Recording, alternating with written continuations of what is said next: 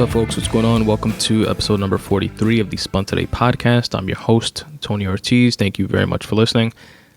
This episode is a free writing session episode where I am going to read one piece that I wrote recently, a few days ago, actually, and it was motivated by, I guess, a few things, but mainly just the whole culture of anti-microaggression-ness, or whatever the fuck you call it.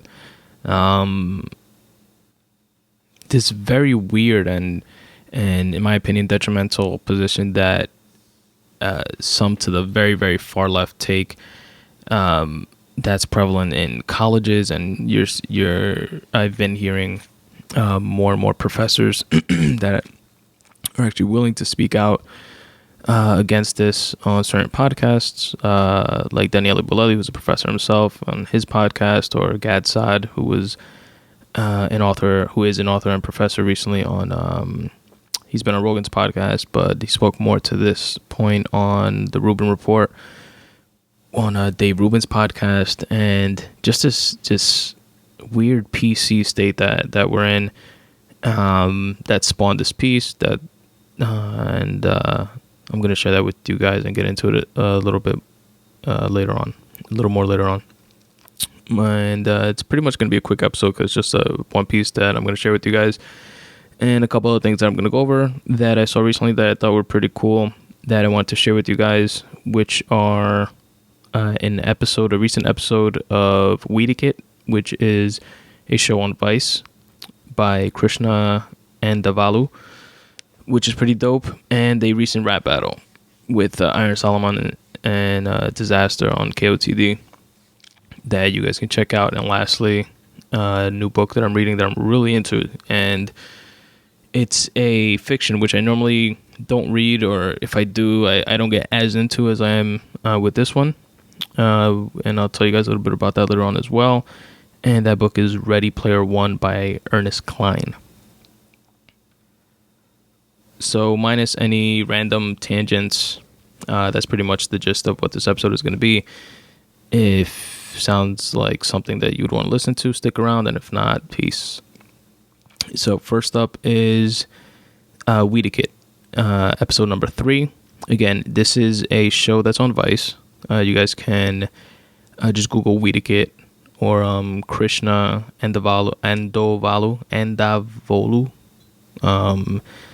and it'll show up. You can watch them all for free on YouTube. So far, the first couple episodes were pretty dope, and I have them linked in the episode notes. As always, anything referenced in this podcast, I'll link in the episode notes for easy access for you guys. I think it's a really good show, and Krishna's doing a really good job at both visually showing and going into certain issues with the criminal justice system, and specifically when it comes to marijuana use. I mean, the show is called Weedikit, so obviously he has a slant or bias towards his weed, and he goes into a simplified version of, or simplified, how do I say this? He explains certain things that may sound more complicated than they are, and he does it in a very digestible way, I feel. At least my dumbass could get it. So he would go into important aspects of the same type of situation, but from different angles. For example, he interviewed the family of one person who is incarcerated. His name is, I jotted it down here, Bernard Noble, who got incarcerated for 13 years for having 2 joints of weed on him, and this was in Louisiana. The reason why he got the 13 years was because it's his 3rd offense. He had 2 prior offenses when he was a teenager, and I'll get back to that in a bit. So before I go off on that tangent, just want to say he interviewed his family, and just to see from their perspective, like what the family's going through with having their son incarcerated, and missing him and stuff like that, and his kids growing up without him, and that whole vicious circle that begins with these types of nonviolent crime incarcerations, or any incarceration, but this one in particular is obviously a nonviolent crime. And then he also interviews the attorney for him to see it from the attorney's standpoint, what she sees. And his attorney in this episode actually started like crying on her, which was weird, but because she feels like helpless, not able to help him. And she explains the law in Louisiana, which is the the mandatory minimum sentencing on a third time offense, and which is common in, I think they said like 27 states, or in a large number of states across the country for non-violent drug offenses. For the third time that you're arrested, you get a mandatory minimum sentence. So in this case, he got 13 years. That was, the minimum was actually 5 years. It was 5 to 15 or something like that, or 5 to 40, 5 to 15. I don't remember. He wound up getting 13. She says that the way it works specifically in Bernard's case was that he was arrested when he was a teenager twice. He had possession of cocaine and weed, and he got arrested in his early teens, and he pleaded to a misdemeanor drug possession charge so that he wouldn't go to jail. He took that plea deal, which more and more stories that I hear like this, and the more I hear it explained, it seems like taking plea deals like straight off the bat isn't a good idea. It might seem like a good idea at the time, but how she explained it, misdemeanor drug offense there is eligible for bulk or bundle sentencing on your third offense. So in this case, those two offenses that he had when he was a teen, and then I think it was like 10 or 15 years later, now his third offense for being caught with having two joints on him, they all get bundled up together and become felony charges or some weird shit. They do a good job of explaining this in the episode, so definitely check it out. I'm butchering it a bit. But it's interesting to see that type of breakdown. And then he also interviews the cops in the area, and gets their point of view on it. And from their point of view, they're saying that the system is broken. It's not a systemic racism or a broken, or it is. It's not systemic racism, as Kristen tried to point out. A argument for this type of disparity in incarcerating of Black and Latinos versus whites who for nonviolent drug offenses, even though that whites and Blacks and Latinos use weed specifically in comparable amounts. And they say that the system is broken in the home, like it starts in the home, which is a very fair and true point. And that if they don't have the discipline from their parents and so forth, and from their teachers to make them not engage in drug activity to begin with, then there won't be that disproportion of 4-1, or Blacks and Latinos being 4 times as likely to be arrested than a white person for drug possession. And in some states it's 10-1, and some counties, an assistant DA that he also interviewed in this piece said that it goes up to 15 to 20 to 30 to 40 to 1, which is insane. And that is a valid point, but then Kristen rebutted with the fact that, and the cops' point of view is, listen, since the situation is broken and fucked up in the household and the streets and like stuff like that, and they resort to this life of crime, if you will, if you want to consider that. And when they get down to me, that's not my problem. None of that shit's my problem. My job is to arrest them, lock them up, and that's it. Which I agree with, that part of it. It's true. But the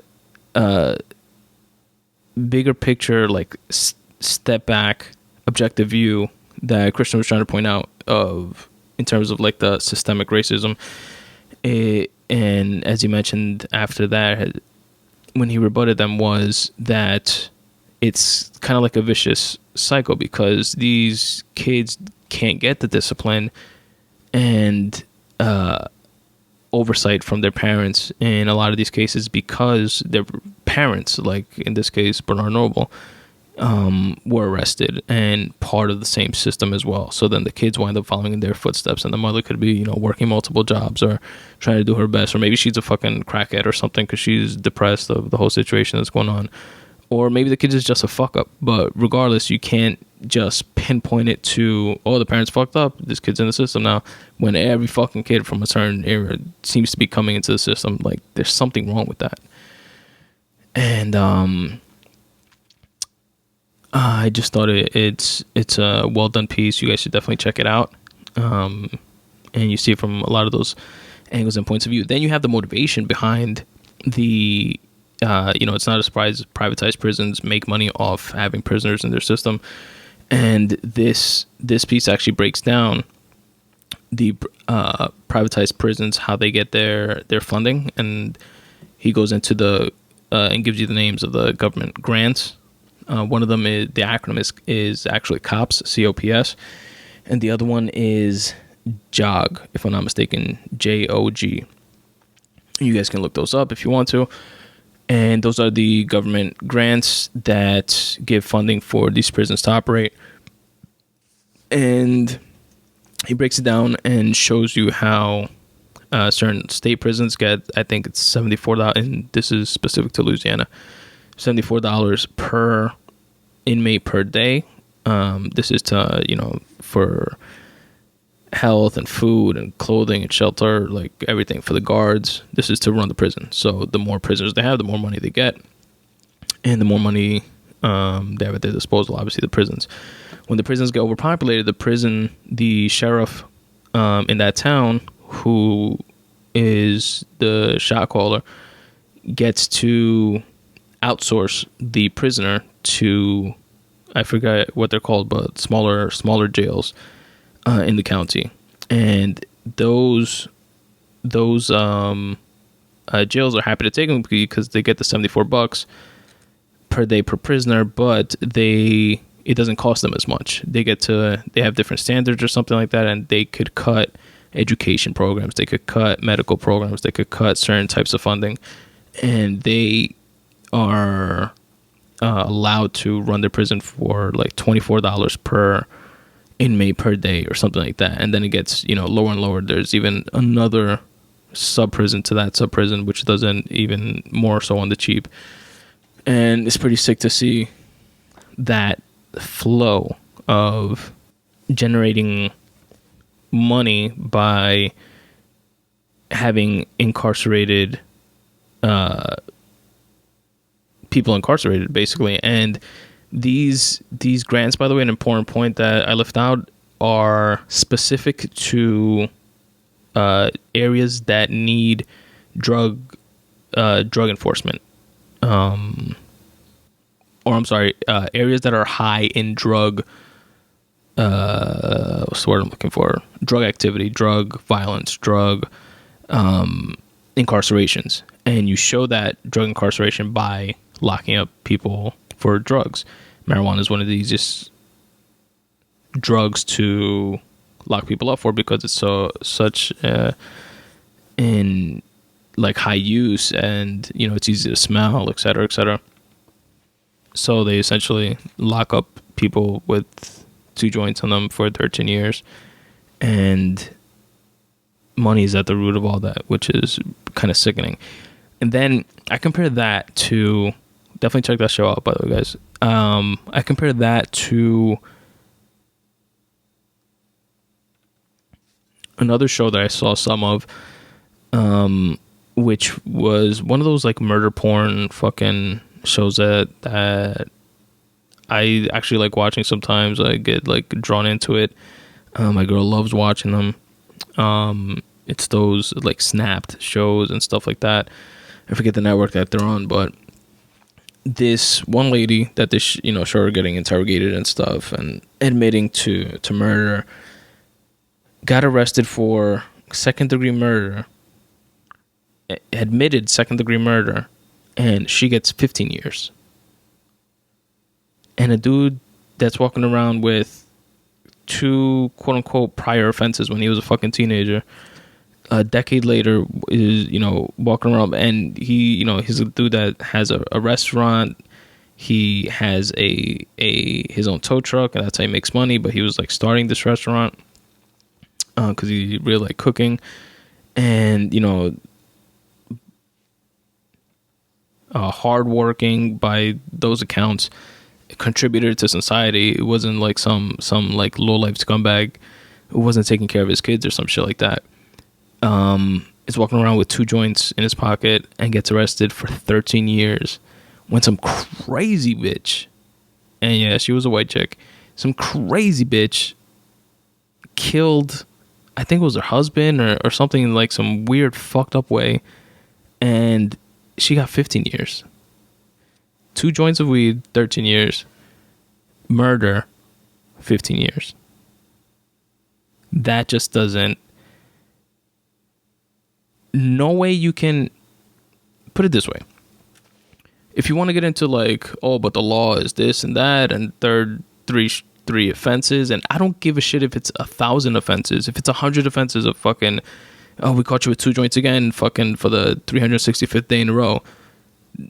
There's no way, no rhyme or reason for 2 joints to land you 13 years in prison, period. Then when you put that next to murdering someone and that person getting 15 years in prison, you can't rationalize that. You can't, there's nothing you can say at all.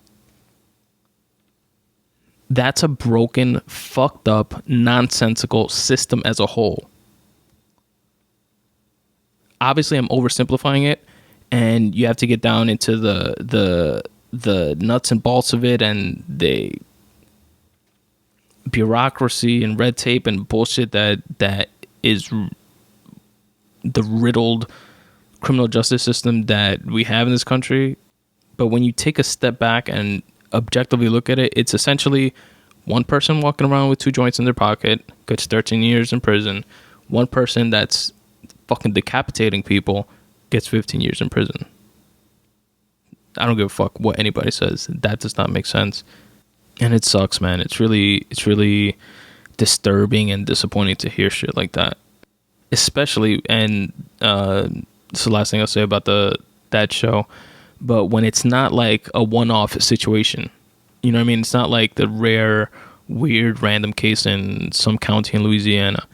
As one of the, I think it was the actual DA, or maybe it was the same assistant DA, stated there are hundreds and hundreds and thousands, I think he said, cases like that, like Bernard Noble's, all around the country, because it's not just this weird one county in Louisiana that has that rule, that has that structure of incentivized, privatized prisons that get funding for locking people up, literally. The more people you lock up, the more money you get. The more money you get, the more guards you can hire. Obviously the prisoner guards union pushes for this. It's in their best interest. That's their bread and butter. That's how they eat. You know what I mean? And you create a system like that, and it's just doomed from the beginning. It can't sustain itself. It won't. Not when money is the motivation, and that's at the center of it. Anyway, moving on. The most recent KOTD event, Blackout 6, was dope so far. From what I've seen, I don't get the actual pay-per-views. Although I was thinking about it for this one, because it was a sick card. But they release all of them eventually on YouTube, just like weeks and sometimes months after.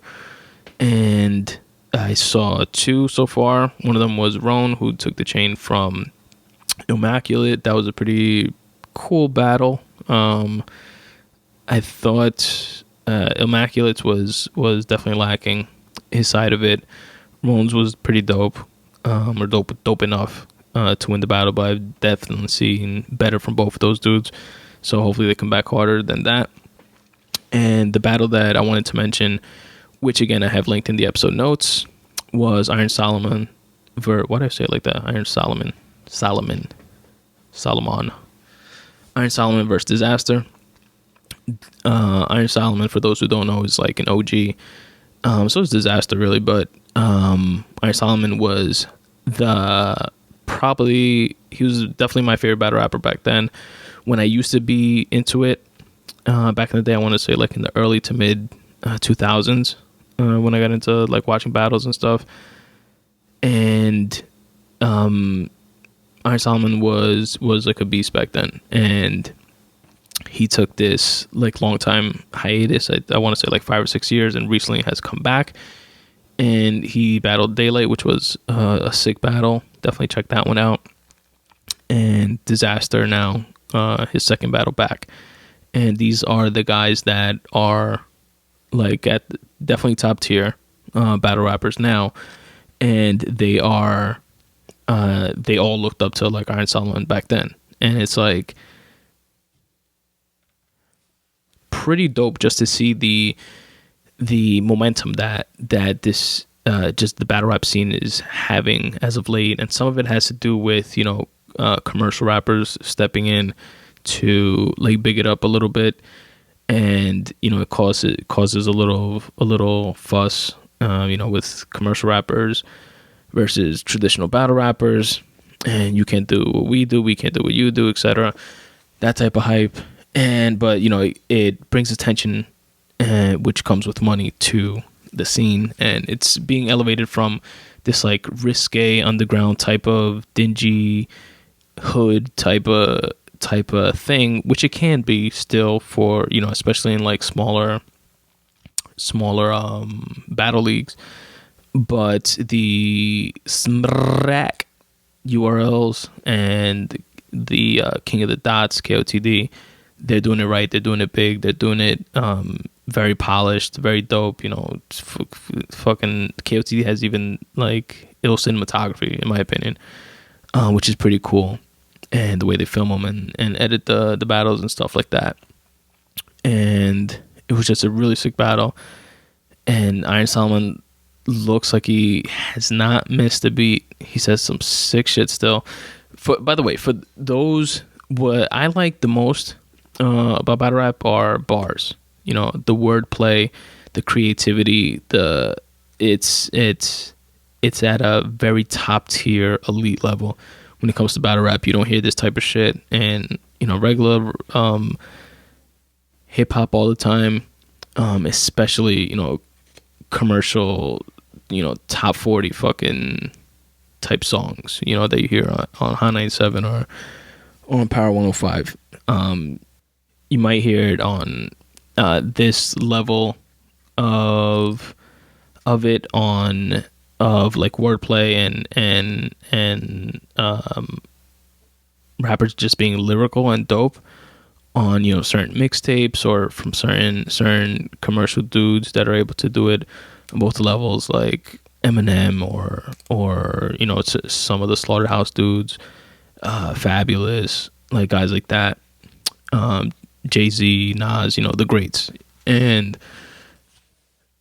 But seeing it like in battle rap just gives you that. Even dudes that suck in battle rap that just get eaten, they spit out dope lyrical shit all the time, regardless. And sick lines, funny, witty, and it's just sick. I wanted to mention that because it was a dope battle that I recently saw. I also have it linked in the episode notes, and I want to play for you guys just a couple bars from Iron Solomon that I thought were sick. Like, listening to them just fucking gave me what do you call that shit? Fucking goosebumps, because I thought it was so dope. So check this out real quick.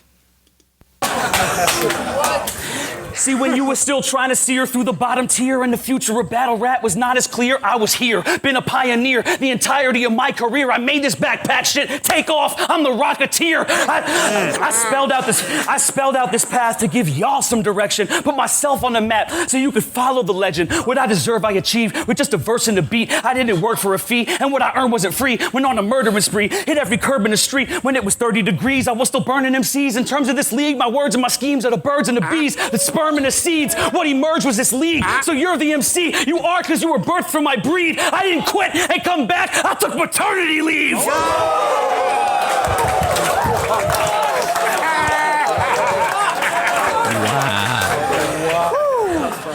I fathered your whole That shit is dope.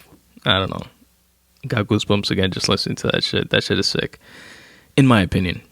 Again, the full battle is linked in the episode notes. You guys can definitely check it out. And I recommend that you do so if you want to hear some dope shit. And just support the culture, because what these guys do, performing how they do in crowds, and crowds that are ready to like boo you at any fucking hiccup, it's a shit ton of pressure, and mad respect goes out to them.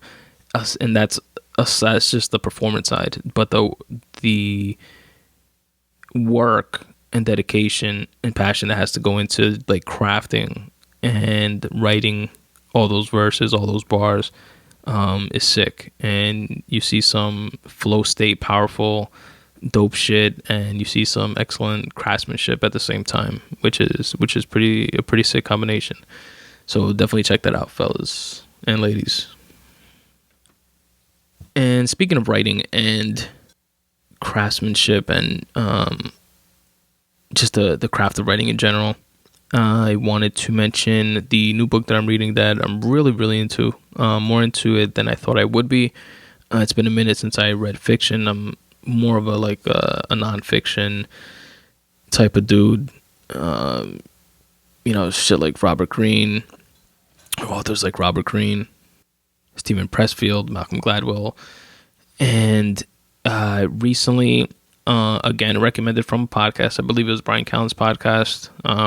Could have been a bunch of the others that I listened to, though, when they have guests on there. Maybe Tim Ferriss's, I think, might have been the one where a guest that was on there recommended this as like, a lot of people ask in the podcast I listen to, a lot of people ask them, can you recommend a book, or what are your top 3 favorite books of all time? And, they mentioned shit that if I find interesting, I usually jot them down. I look them up. If I find them interesting, I read them also, especially if it comes from a guest or a podcast host that I respect or that I feel has something to say, because I want to see what their influences are.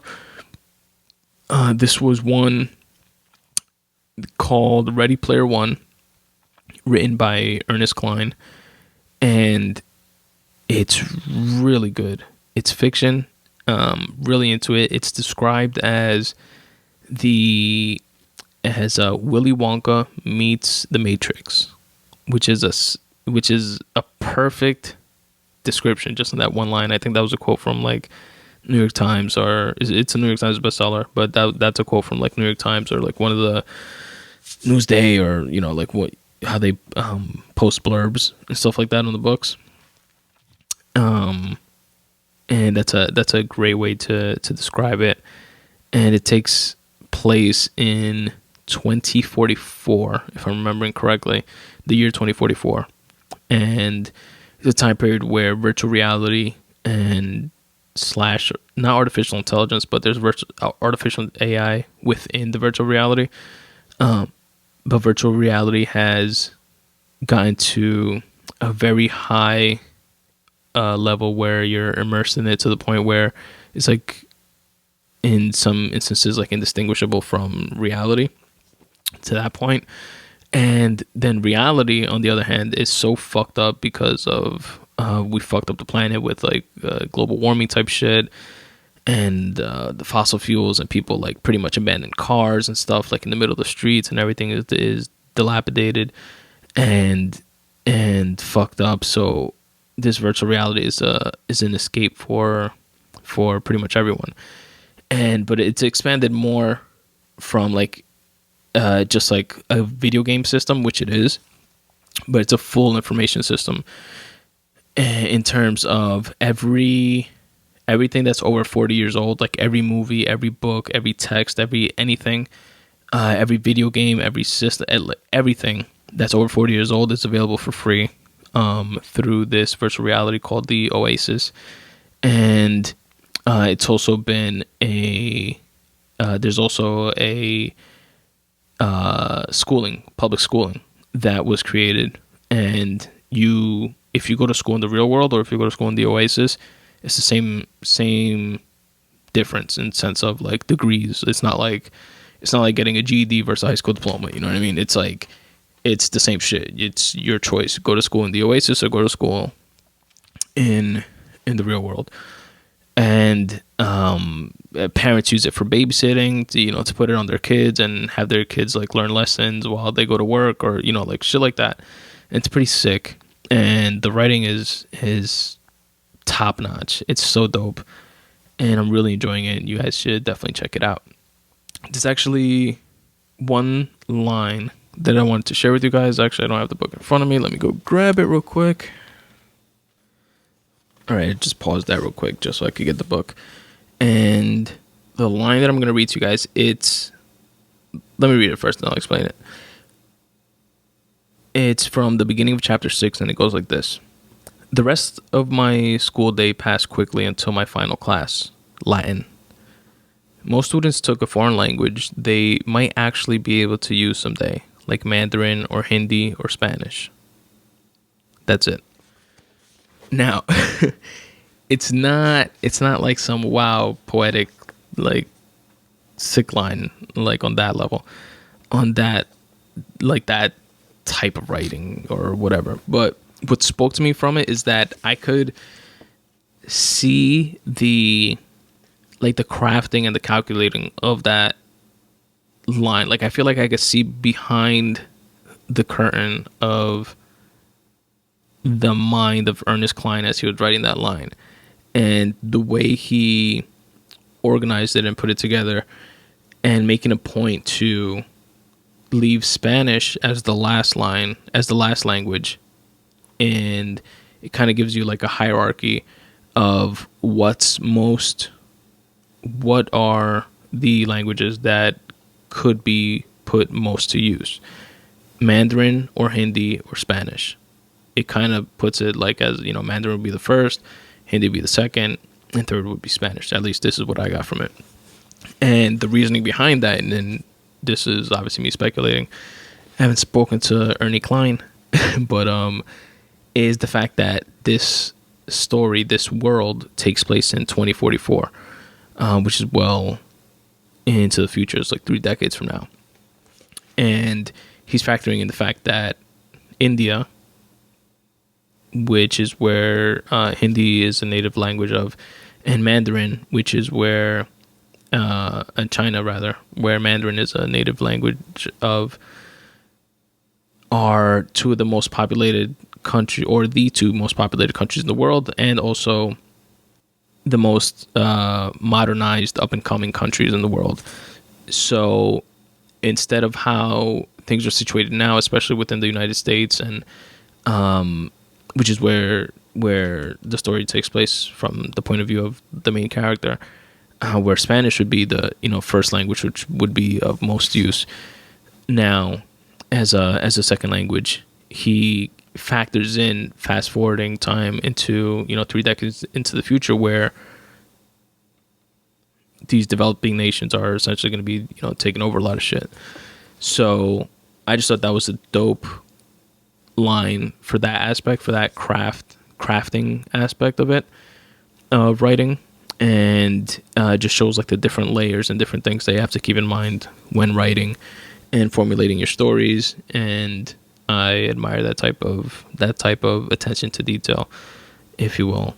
And yeah, that's what I wanted to share from that book. And I'm sure I'll be sharing other shit as I read through it, like I normally do with all the other shit that I read. And definitely check it out, guys. It's called Ready Player One by Ernest Cline. And by the way, they're going to be making a movie out of it, which was already greenlit. I believe it comes out in 2017. So check that shit out too, I guess, in the future when it comes out. I know I'm going to want to see it. All right, so now to the one piece that I wanted to share with you guys that I wrote recently, a few days ago. And you guys, if you want to read it in the future, if you just want to follow along or whatever it is, whatever the case is, you can check it out at spuntoday.com/free writing. And it's a post from March 3rd, 2016. The title of it is "Don't Bury Your Head in the Sand." And before I read it, I just want to say where the thoughts, I guess, came from, an amalgamation of listening to different professors complaining about the state of college campuses with the whole having to be extra PC and not wanting to the point where your lessons are suffering because you don't want to risk the possibility of hurting someone's feelings, or someone feeling like you may something that you said, this is the weirdest part. I've heard certain professors state that, like Gadsad on Dave Rubin's podcast, state that there was a student that complained about something that a professor said, and it was something so innocuous. I forget what the example was. I wish I could think about it now, but check out recent Gadsad interviews on the Rubin Report if you guys want to get deep into it. But it was something to the effect of, one student complained because something that the professor stated in a lesson was something that another student could possibly take offense to. And like they took this like to the dean, and like it went to the point where the professor had to issue a formal apology.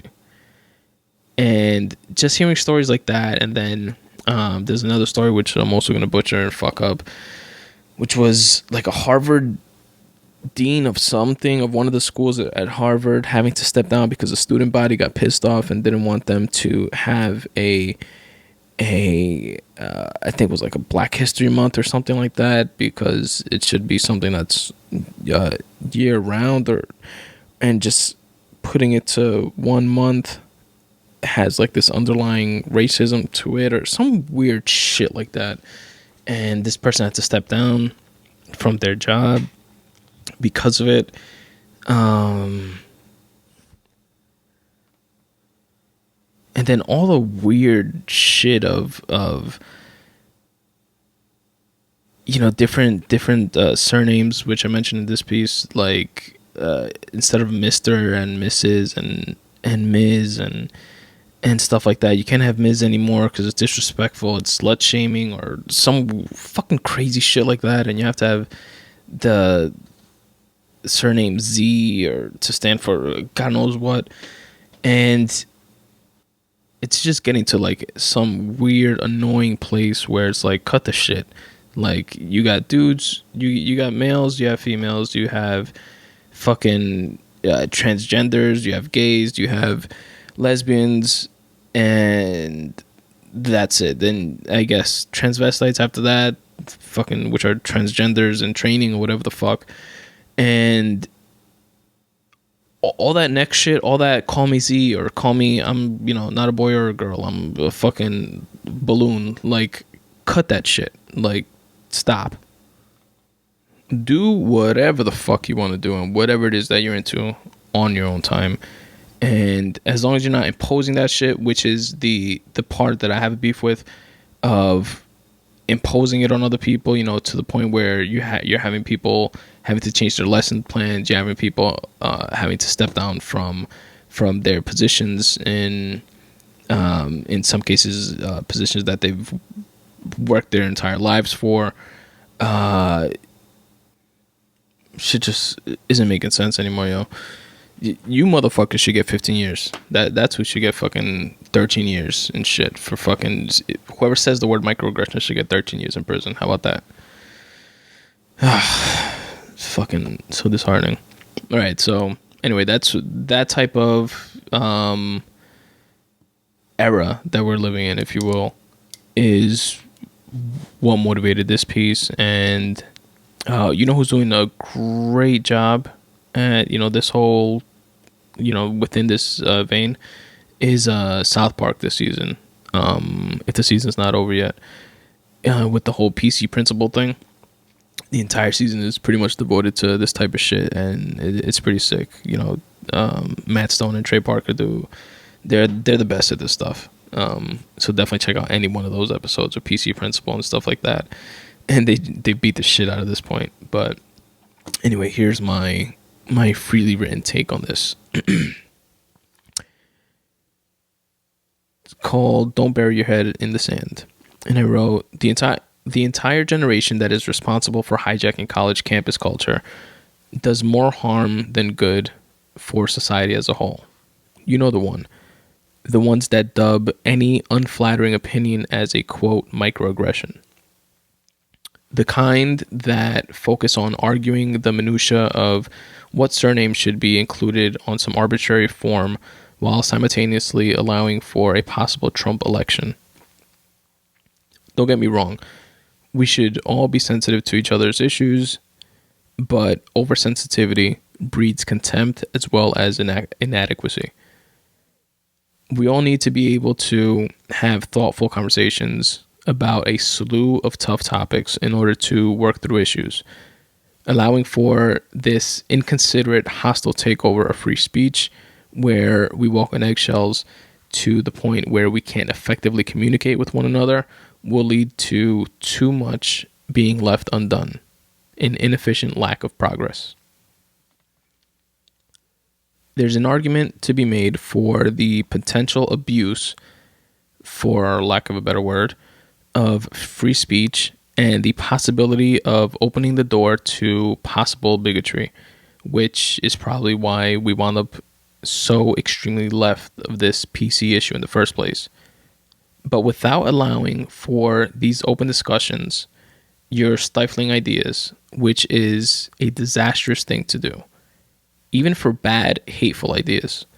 Anyone harboring such negativity will, whether we, quote, allow them to or not, express them.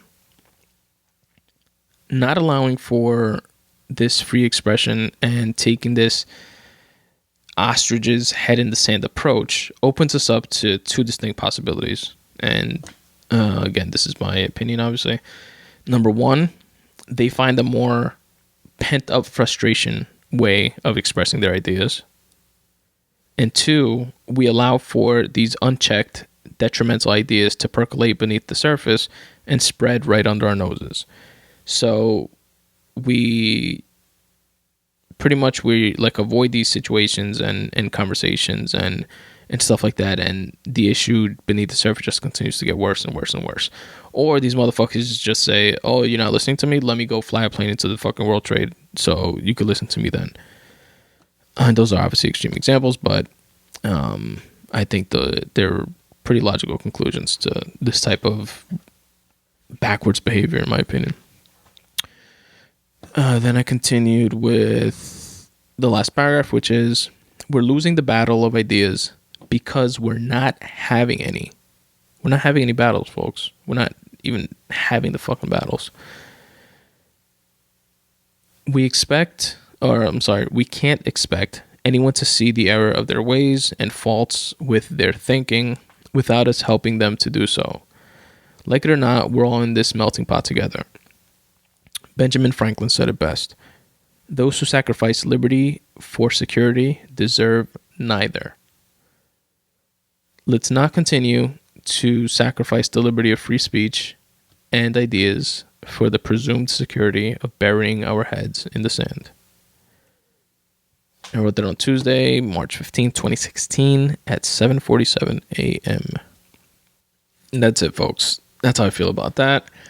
Let me know what you guys think. Feel free to comment on that particular post at spuntoday.com/free writing, or just hit me up through any of the social media or through my email, spuntoday@gmail.com.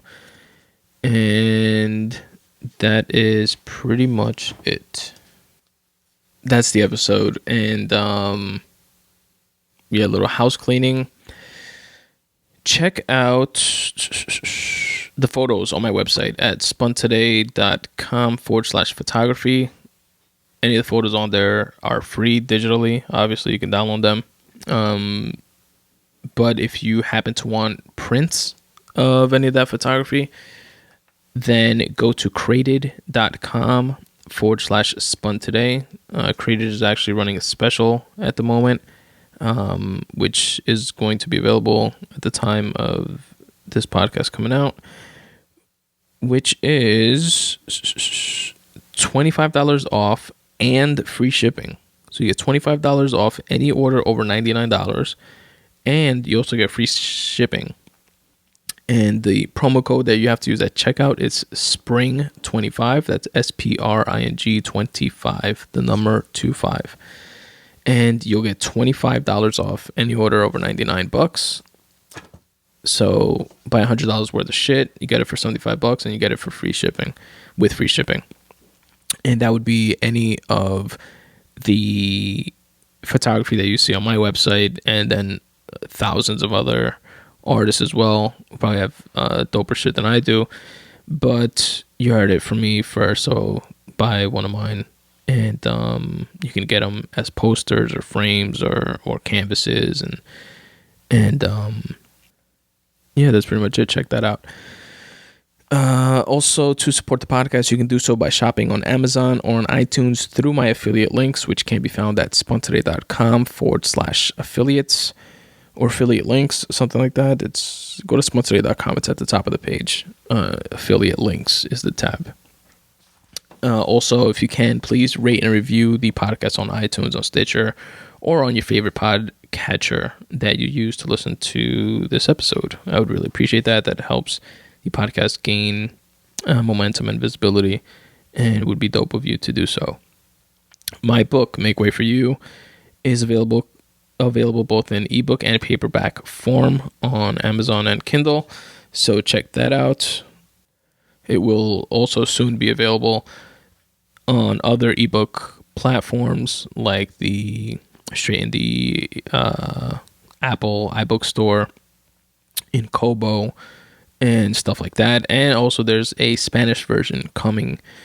I'm not going to say soon. I'm doing the translating myself. My fiance is editing for me, and I speak Spanish. Obviously, it's my second language, but writing and translating and trying to translate certain sentiments that, for sayings specifically that are sayings in English, but that a saying does not exist for it in Spanish, it's a much more daunting task than I thought it would be when I set out to do so.